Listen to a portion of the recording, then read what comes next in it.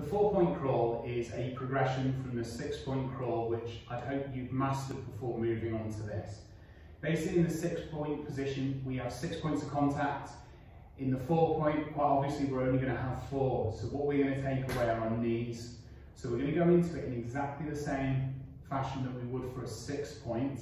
But before we start moving, we're just going to lift these knees a couple of inches off the floor.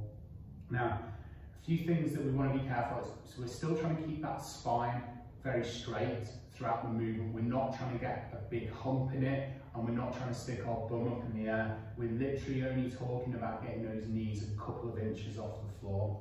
So we're only going from this 6-point here to here. So there's only very little difference that you might not even be able to see. The black floor, it's not up here or anything, it's literally just there, okay? So a good way to build strength for that is just holding in that position with your knees off the floor. Try and build that up to a minute plus, okay? When we're going into the crawl, the same rules apply. We want to move contralaterally, so opposite hand and leg move at the same time. We just want to be careful because our knees are now off the floor.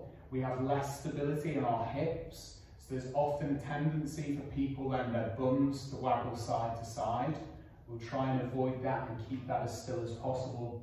A good way to practice and improve that is if you've got a training partner, get them to pop something on your back. A 5-kilo plate, for example, can help. If you haven't got that, just quite simply a book just on the base of your spine, go into that position and then move. So, again, just to recap, going into the 4-point position, we're here, we set up like a 6-point, hands slightly back, foot forward. We're then going to lift up slightly, and then away we go.